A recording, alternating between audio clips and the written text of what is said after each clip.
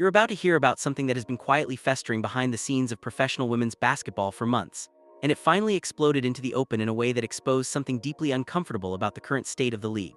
What started as an anonymous voting poll turned into a national conversation about insecurity, resentment, and the kind of toxic workplace dynamics that no professional organization should ever tolerate. And the person who decided to say it out loud, a Hall of Famer who had absolutely nothing to lose and everything to gain from just keeping her mouth shut. But she didn't. She looked at what was happening and decided the world needed to hear the uncomfortable truth. Let's start with what actually happened, because the context here is genuinely mind-blowing in ways that most casual basketball fans probably don't fully appreciate. The WNBA holds an annual peer poll where players vote on who they believe are the best at each position across the entire league. This is supposed to be an objective ranking based on performance, statistics, game film, and pure basketball evaluation. It's meant to be a respected acknowledgement of excellence from the people who actually compete against these players every single night. These are the women who watch the film, who feel the physicality on the court, and who understand better than anyone what it actually takes to dominate at the highest level of the sport. So when those votes came back and the results were released to the public, what happened next was genuinely shocking to anyone who actually watches women's basketball with any level of regularity or attention to detail.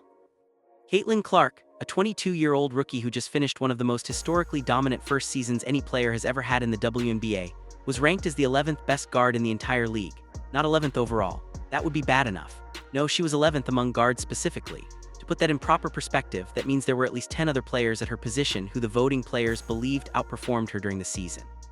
And before you try to make excuses for this ranking or suggest maybe there's some context that makes it reasonable, let me hit you with exactly what Caitlin actually accomplished on the basketball court during her rookie year. She led the entire league in assists, not as a rookie, not as a guard. She led the entire league. She averaged 8.4 assists per game, which absolutely shattered the all-time rookie assist record that had stood untouched for decades. She became the first rookie in WNBA history to record a triple-double. She led all rookies in total points, total assists, and three-pointers made. She took an Indiana Fever team that had won just 13 games the previous season and almost single-handedly helped them fight their way into the playoffs. And here's the part that really matters when you're trying to evaluate the quality of her season. She did all of this while facing an absolutely brutal, aggressively physical defensive scheme that opponents openly admitted to using. Defenders were intentionally trying to rough her up. They were hitting her with cheap shots that clearly crossed the line of what's considered normal basketball physicality. She was getting hammered on almost every single drive to the basket, and yet she was still putting up historic numbers and leading her team to the playoffs. Before going further, if you're enjoying this video, don't forget to smash that subscribe button. It really helps us keep bringing you the content you love. Share this video with your friends so they don't miss out on all the drama and excitement. And yet, despite all of that undeniable, verifiable evidence of excellence, despite the fact that every single person who watched basketball that season saw her do these things with their own eyes, she was still ranked as just the 11th best guard. That's not 11th overall in the league. That's 11th at her specific position. She was placed behind players who never even sniffed an all-star selection. She was ranked below players whose entire teams couldn't manage to scrape their way into the playoffs. She was put below players that honestly, most casual basketball fans couldn't even name if you gave them 3 attempts and a helpful hint. When this result finally came out, one person in particular decided that enough was enough and that the world needed to hear exactly what was actually going on beneath the surface of this absurd ranking. That person was Candace Parker. And if you don't immediately understand why her voice matters in this situation, let me explain why she's uniquely positioned to make the kind of heavy statement that she made. Candace Parker is a 2-time NBA MVP, not Rookie of the Year, MVP. She's a 3-time WNBA champion. She's been featured on national magazine covers constantly throughout her entire career. She's been the undisputed face of championship-winning franchises. She dominated the league in ways that very few players in the entire history of women's basketball have ever dominated it. She was so completely secure in her own elite abilities and her own legendary status that she never once felt the need to tear down other great players or minimize their accomplishments just to make herself feel better about her own legacy. And because she sits in that position of absolute unquestionable authority and undeniable credibility, when she decided to speak up about what she saw in that voting result, people actually listened. Here's exactly what she said. She looked at this ranking and said, "You ladies need to go to therapy, you need to go see a doctor, you need to get drug tested, there's something extremely wrong with you. But the most important part of what she said, the part that really cuts to the heart of what's actually happening here, was when she used one specific word to describe what she was seeing. She didn't say they had different opinions. She didn't say they had alternative perspectives on how to evaluate guards. She didn't say they had competitive fire or that they were just being tough evaluators. No, she said the word that truly matters here. She said they had insecurities, not different opinions, not basketball disagreements. Insecurities, that is the exact word that a Hall of Famer used to describe what motivated players to vote a historic talent 11th at her position. Now here's the brilliant part about Parker's analysis, and this is something that absolutely nobody else in the mainstream media was willing to articulate this clearly. She made a distinction that is absolutely vital to understanding what's really happening in the WNBA right now. She pointed out that when you look at the actual best players in the league, the truly elite tier, the women who have already completely established themselves and locked down their legacies, those players probably voted completely fairly and objectively. She specifically mentioned A'ja Wilson, who just won the MVP award in completely dominant fashion. Wilson is so utterly secure in her own status, as one of the best players on the planet, that she almost certainly voted Caitlin into her top 3 guards without a single second thought. Because when your own position is unquestionable, when your own legacy is absolutely ironclad, when you're sitting there with championship rings and massive contracts and national endorsement deals already completely locked in, you don't feel threatened by other great players rising up around you.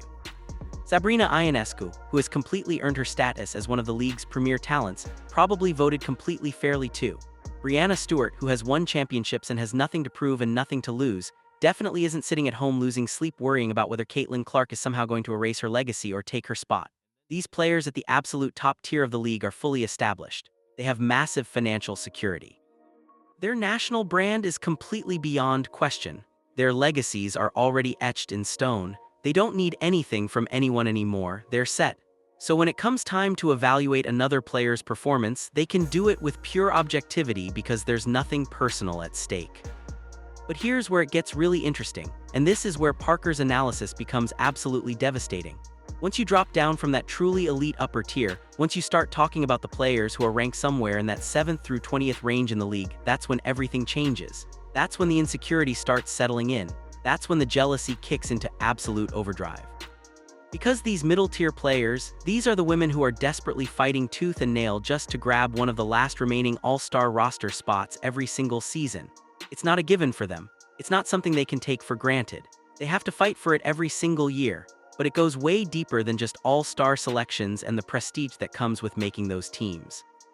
These players are also fighting desperately for access to the highly coveted, incredibly lucrative endorsement opportunities that come with being a recognizable name in professional basketball. And that's where the real financial pressure starts to build. Imagine being a veteran player in the WNBA, someone who has been grinding for years, someone who has worked incredibly hard to establish themselves as a solid professional. You fought your way to a decent contract. You've managed to secure some modest endorsement deals. Maybe you've got a relationship with a sporting goods company or an apparel brand that pays you a little bit on the side. You're doing okay, you're making a living doing what you love, and then a rookie comes into your league. She's 22 years old. She hasn't even played a full season yet, and in her first few months as a professional, she lands a massive multi-million-dollar Nike signature shoe deal. An actual signature shoe, something that took you 10 years in the league and you still couldn't manage to secure it. That's the kind of thing that can absolutely sting when you think about it. It's not just about the money, although the money certainly matters. It's about what it represents. It's about validation. It's about being told by the most powerful shoe company in the world that you're not quite at that level yet, but this 22-year-old is. And that's just the beginning of it, because you're also scrolling through the news on a regular basis, and you're seeing that Caitlin's games are routinely drawing upwards of 3 million television viewers on regular weeknight games. 3 million people tuning in to watch her play. Meanwhile, your nationally televised games that are supposed to be major events on the WNBA schedule, are barely scraping by with 300,000 viewers. That's a 10-to-1 difference. When you multiply that out across an entire season, and you think about what that means for television contracts and media rights and league revenue, you start to understand exactly why the financial pressure cooker is building for these middle-tier players. Because more eyeballs on games directly translates to more money for the entire league, which eventually translates to bigger salaries across the board. So in theory, everyone should be thrilled that Caitlin is bringing in these massive audiences. That rising tide should lift all boats, right? That's the basic economic principle. But human psychology doesn't work that way. When you're sitting there watching someone else's success grow exponentially while your own opportunities seem to be stagnating, when you're watching a rookie accomplish things that you've been working your entire career to achieve, when you're seeing her endorsed by companies that have never even reached out to you, when you're hearing her name mentioned on national sports shows and mainstream media outlets way more than you ever hear your own name, that's when resentment starts to build. That's when jealousy starts to seep into your mindset. That's when you start looking for reasons to tear down the person who is getting all the attention, instead of just acknowledging their excellence and working on your own game. And when you're sitting there as a voting player filling out that peer poll, that's exactly when you make the decision to vote her 11th instead of recognizing that she probably deserves to be in the top 5 at her position. This is the critical moment where we need to pivot and talk about what happened with Alyssa Thomas, because this situation perfectly exemplifies the kind of toxic dynamics that have been playing out all season long in the WNBA. And it also serves as a perfect example of how players handle accountability in this league when they're caught doing something wrong. During a crucial playoff game between Indiana and Connecticut, Thomas committed a flagrant foul that was so painfully obvious and so undeniably egregious that even the most defensive observers couldn't possibly argue it was legitimate basketball. She violently hit Caitlin in the throat with a closed fist, not a basketball play, not a natural motion in the course of playing defense, a deliberate, violent strike to the neck area of an opponent. And then, just to make absolutely sure the message was received, Thomas deliberately and disrespectfully stepped right over Caitlin while she was laid out on the ground in pain, clearly struggling to breathe after getting hit in the throat. The league office reviewed the play and did exactly what they should have done. They immediately upgraded it to a flagrant 2, which resulted in an automatic 1-game suspension for Thomas. This is completely standard protocol in professional basketball. When you commit a violent, dangerous foul like that, you get suspended. That's how it works. Candace Parker, who had been following the situation closely, immediately went on record and said that Thomas should have faced even steeper punishment, that the suspension was appropriate but barely scratched the surface of how serious this incident should have been treated. And Parker was completely right to say so. But here's where the story takes a turn that perfectly encapsulates everything that's wrong with the current state of the WNBA. Instead of just accepting responsibility for a dirty play, instead of just stepping up and being a professional and acknowledging that yes, she crossed the line and deserved to be punished, Alyssa Thomas decided to go on her podcast and tell a completely different story. She claimed she was receiving absolutely horrible death threats on social media. She claimed that the league office had done a terrible job communicating with her about the severity of the suspension. She even claimed that she didn't find out about the 1-game suspension until almost 10 minutes before the tip-off of the next game, meaning the league supposedly just blindsided her at the last possible second without giving her any time to prepare or process what was happening. She emphatically stated that WNBA Commissioner Kathy Engelbert never once reached out to her personally to discuss the situation. She painted this narrative where she was the victim, where she was being unfairly treated, where the league wasn't supporting her and the fans were being toxic toward her.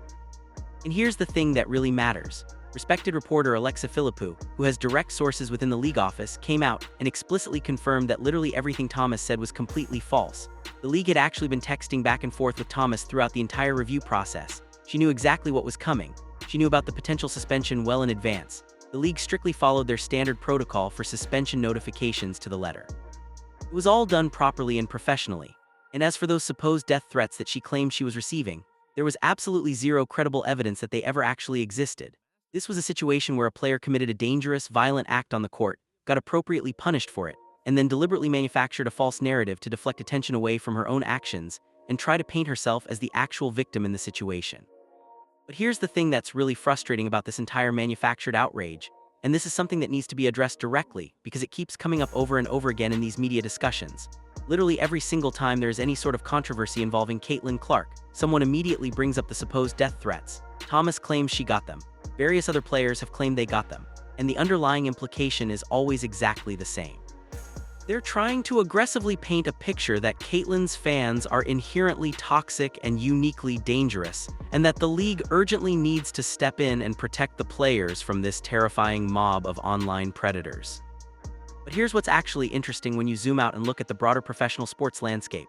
This isn't unique to women's basketball. This isn't unique to Caitlin Clark's fan base. When you look at the NFL, when a kicker misses a game-winning field goal in the Super Bowl, he gets death threats on social media from angry fans.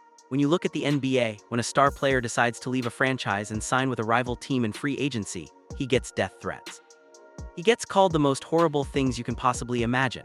When you look at European soccer, players literally receive death threats from rabid fans after virtually every single major match.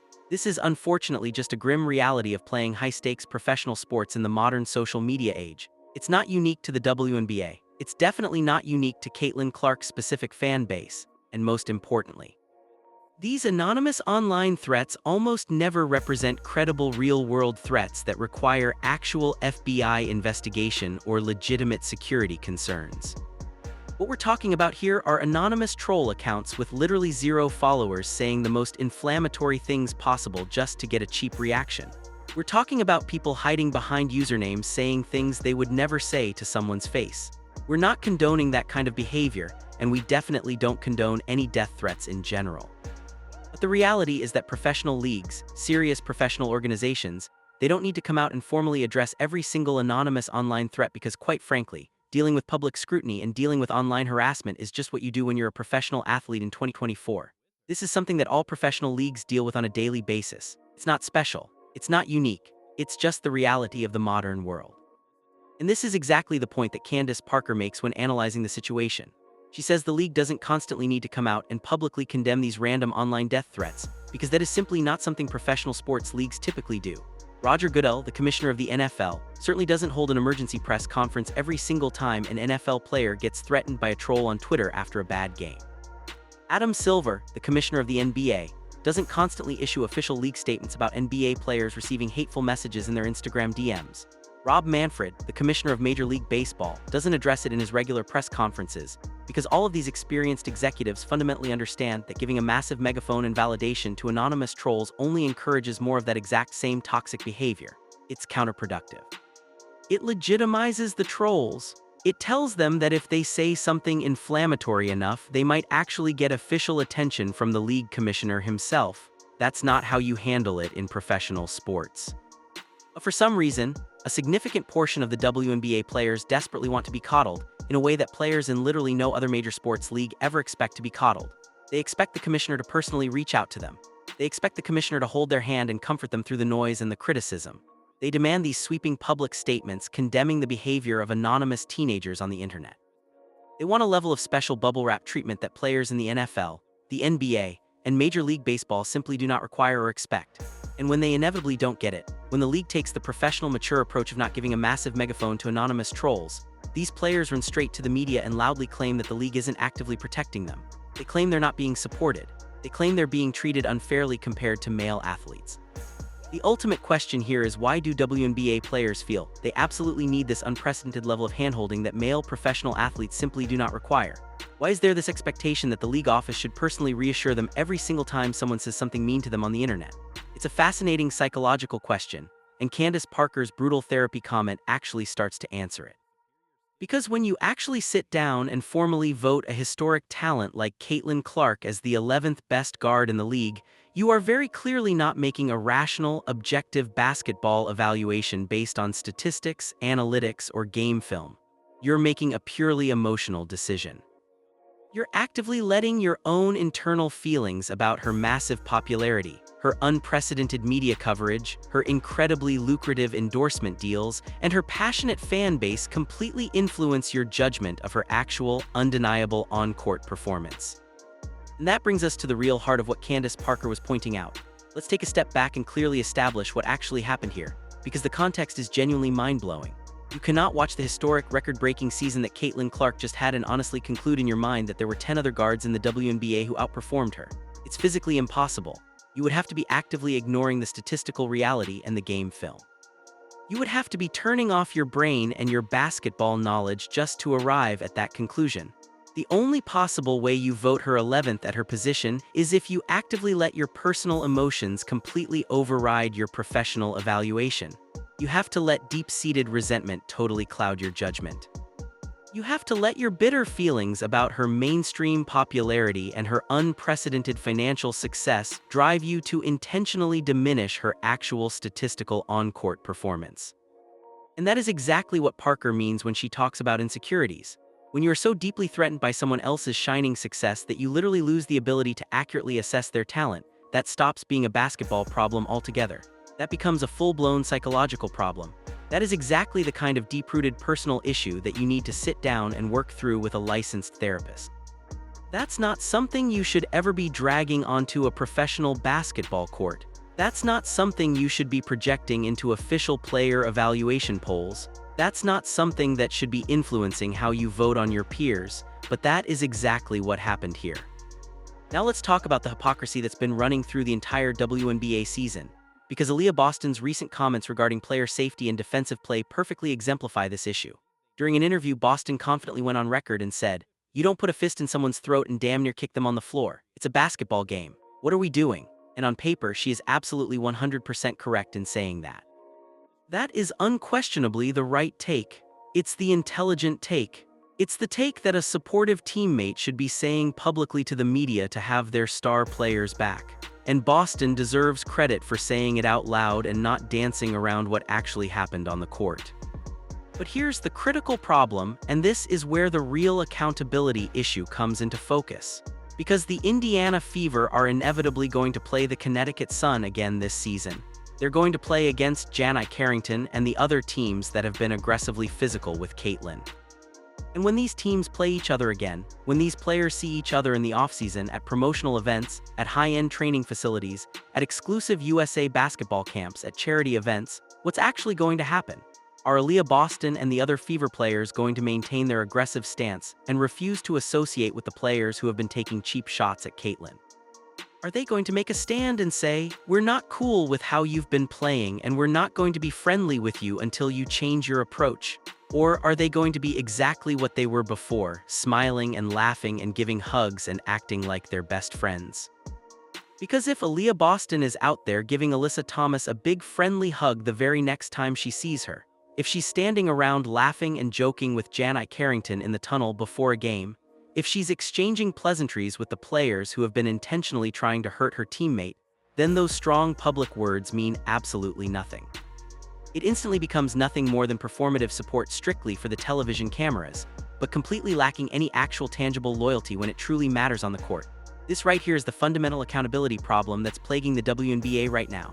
Players will gladly say all the right things in their press interviews to look good to the fans. They'll deliver the perfect PR-approved sound bites. They'll paint themselves as supportive teammates. But they absolutely will not stand behind those strong words with their actual real-life actions. They won't back it up with behavior that has any consequences or any actual meaning. This entire dynamic relates back to something that Candace Parker pointed out in her analysis, which is the difference between genuinely secure players and insecure players. She made a comparison to Tom Brady and Dak Prescott in the NFL, and it's absolutely perfect for understanding this mindset. Tom Brady never once felt insecure about Dak Prescott's massive financial success or his intense media hype, because Brady was sitting there with 7 Super Bowl rings on his fingers. He had legendary accomplishments that no quarterback in the history of football could possibly dispute or diminish. He was incredibly secure in his own legendary legacy, which meant he never felt the desperate, petty need to tear down or diminish other quarterbacks just to make himself feel good about his own accomplishments. Tom Brady could watch Dak Prescott get a huge contract and get national media attention, and it didn't bother him because he knew exactly who he was and exactly what he had accomplished. That is exactly what true greatness looks like. That is what genuine, unshakable confidence looks like in professional sports. You don't have to tear other people down to feel good about yourself. You don't have to minimize other people's accomplishments. You don't have to play political games with voting polls. You just focus on your own game, you win championships, you build your legacy, and you respect other great players because you're secure enough in who you are to do that. But it's a completely different story when you are just a middling player in the WNBA. When you are desperately fighting every single night just to get decent rotation minutes. When you're anxiously hoping your agent can negotiate a minor contract extension or maybe convince a team to pick you up at the trade deadline. And suddenly you see a 22-year-old rookie come in and immediately, effortlessly become the undisputed global face of the entire league. That right there, that undeniably triggers something deep and uncomfortable inside you. That's especially true when that rookie doesn't look like you, doesn't come from the exact same background as you, and brings in a massive tidal wave of new fans who honestly never cared about the league at all before she arrived. That is the deeply uncomfortable truth that absolutely nobody in the mainstream media wants to say out loud, but Candace Parker came pretty damn close to saying it directly. And for that, she deserves respect. Because let's synthesize what is actually happening here on a macro level. Because this deeply entrenched issue goes way beyond just one ridiculous anonymous poll, or one dirty flagrant foul, or one player deflecting accountability. What we are witnessing right now is a professional league actively at war with itself. On one side of the battlefield, you have the established veteran players who legitimately built the WNBA over the last 25 grueling years. These are the women who played their hearts out in completely empty arenas with barely anyone watching. These are the women who fought relentlessly for better pay and basic working conditions. These are the women who battled for respect and recognition at a time when women's basketball was being completely dismissed by mainstream sports media. They sacrificed enormously. They laid the very foundation that exists today. They literally built this league brick by brick, game by game, season by season. Naturally, they feel a strong, fiercely protective sense of ownership over this league. They feel like they have bled for this.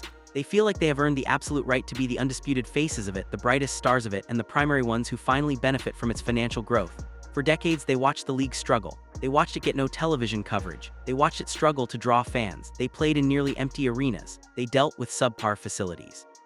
They fought for years for basic respect. And finally, after all that suffering and sacrifice, the league is starting to grow. It's starting to get national attention. It's starting to draw audiences. It's starting to have real financial viability. And now they feel like, okay, finally, after all these years of building this, after all these years of sacrifice, now it's our time. Now we get to benefit from what we built. But on the exact opposite side, you have Caitlin Clark, who honestly didn't ask for a single piece of this chaotic, manufactured drama. She just showed up and played basketball the exact same way she always has. She played with incredible, jaw-dropping skill. She played with an infectious, undeniable joy for the game. And it just so turned out that millions upon millions of people desperately wanted to tune in and watch her do it. She brought a level of unprecedented, world-stopping attention to the league. Her games consistently generated astronomical television ratings that WNBA executives had previously only dreamed about in boardrooms behind closed doors. Her individual jersey sales completely shattered all-time records. Her mere presence on the court made the playoffs financially viable in massive ways they had never been before. And yet, instead of warmly embracing that incredible success, instead of recognizing the age-old business truth that a rising tide lifts all boats, a highly significant portion of the league's own players bitterly resented her for it. They voted her 11th out of pure spite. They were intentionally, aggressively physical with her on the court in ways that clearly and dangerously crossed the line of normal basketball play. They made snide, passive-aggressive comments about her dedicated fans in press conferences. They wildly accused her of getting preferential star treatment from the referees, entirely ignoring the undeniable fact that she was actively getting hammered on almost every single drive to the basket with absolutely zero whistles to show for it. They sent deliberate messages on social media that were clearly coded criticisms of her. They did interviews with carefully worded digs at her playing style or her background or her presence in the league. Simply put, they collectively created a deeply hostile, incredibly toxic work environment for the exact person who was quite literally single-handedly saving their entire league from total financial irrelevance. Think about that for a second. Caitlin Clark came into the WNBA and immediately changed the trajectory of the entire league. She brought in new fans, she brought in new television revenue, she made the playoffs viable, she increased the profile and visibility of the entire sport. And for that, she got physically attacked on the court and voted 11th in a peer poll. That's the way the league responded to her historic success. Candace Parker sees all of this incredibly clearly because she is completely removed from the daily grind of it. She's happily retired, she has her championship rings, she has her MVP awards, she doesn't have to worry for 1 second about competing with Caitlin for elusive all-star spots. She's not battling Caitlin for highly lucrative corporate endorsement deals. She's not fighting Caitlin for television minutes or national media coverage. Because of that healthy distance, because of that complete removal from the daily competition, she can look at this messy situation with pure, unfiltered objectivity and call it exactly what it is. She can identify the real root cause. It's not basketball disagreement. It's not competitive fire. It's not alternative evaluation methods. It's jealousy.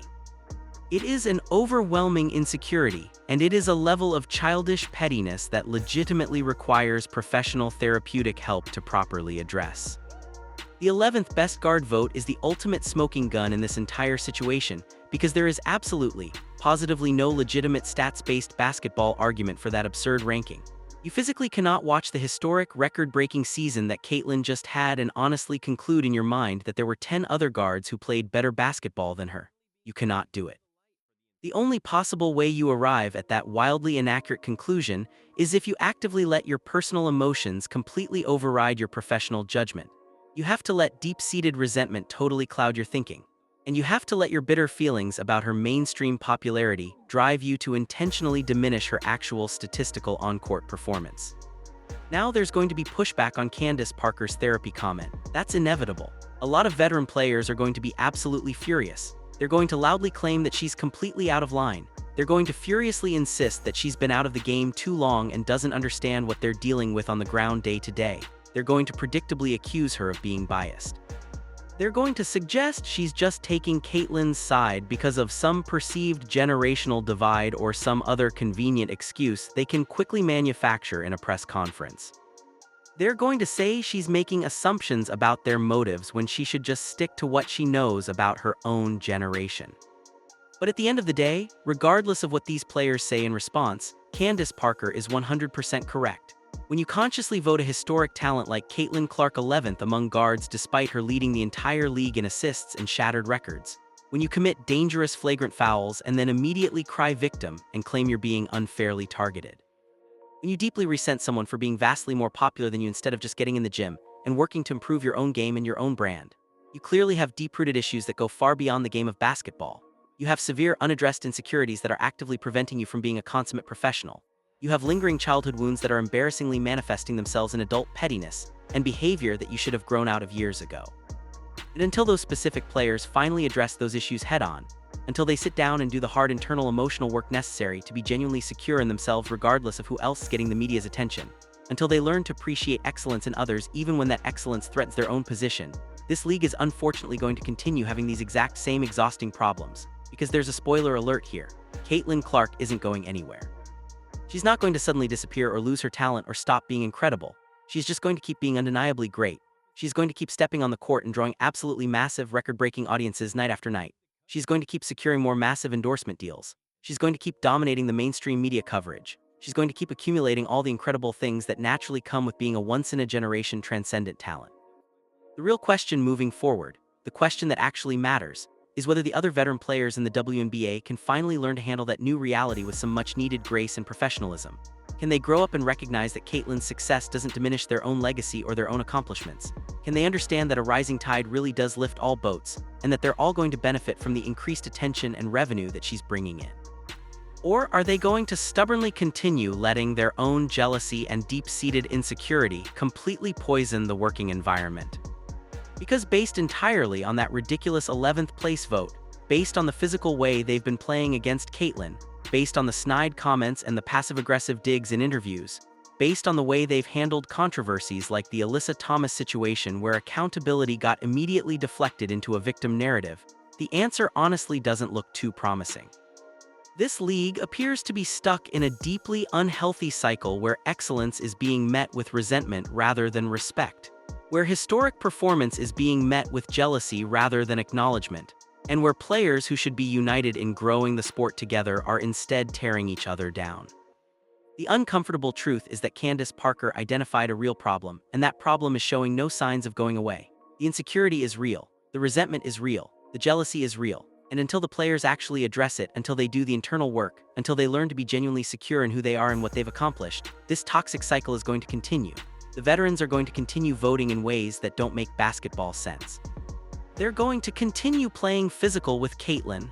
They're going to continue making excuses and creating narratives where they're the victims.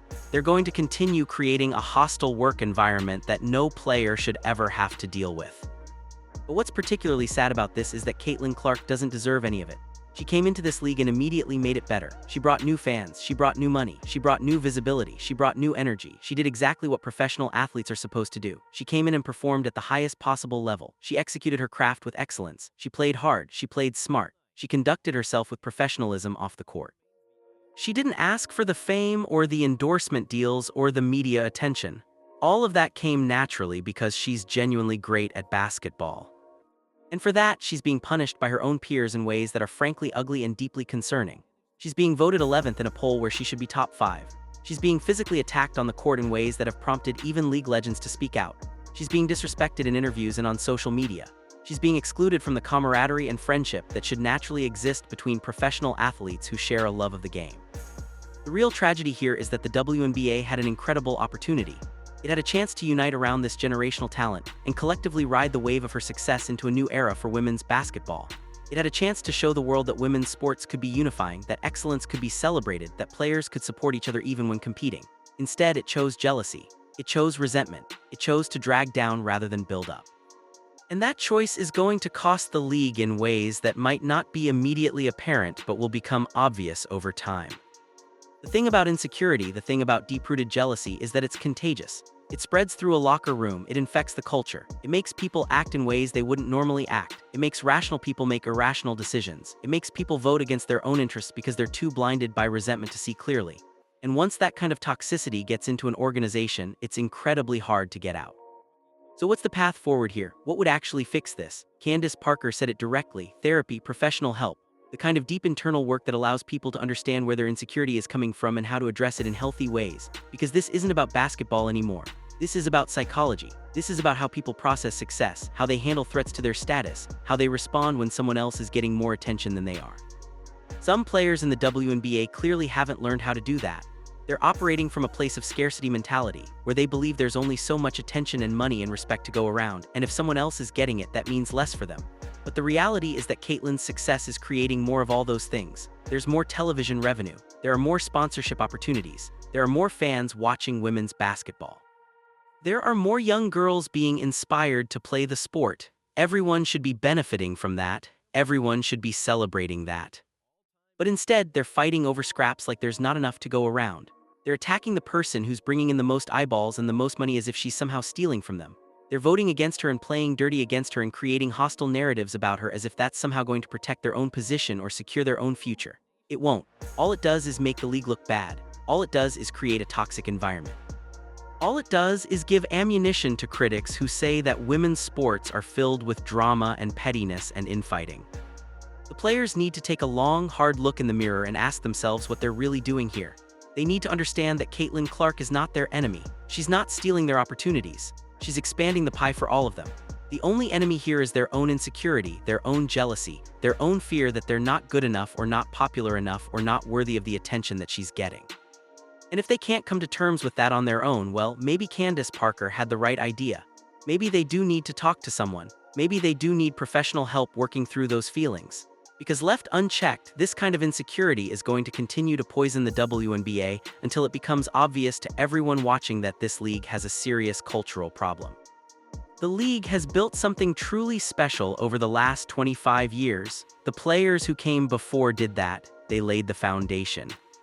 They fought the battles. They earned the right to be proud of what they built. But that pride doesn't have to come at the expense of celebrating Caitlin Clark. It doesn't have to come from tearing down a generational talent. It can coexist with admiration for her accomplishments. It can coexist with respect for her game. It can coexist with genuine appreciation for what she's doing for the sport. That's what Candace Parker does. That's what the best players in the world do. They recognize excellence wherever it appears. They celebrate greatness even when it comes from unexpected places or unexpected people. They understand that rising talents don't threaten their legacy. If anything, competition at the highest levels makes everyone better. It pushes everyone to improve. It creates a better product on the court. It's good for the sport. But that kind of thinking requires a level of security and maturity that not all players possess. It requires being comfortable with yourself and your accomplishments. It requires trusting that your legacy is secure regardless of who else is getting attention. It requires doing the internal work necessary to root out the insecurity and resentment that inevitably builds up over time. So here's what the WNBA needs to do. It needs to start having conversations about culture. It needs to start addressing the toxic dynamics that have been building all season long. It needs to create an environment where players feel secure enough in themselves to celebrate excellence in others.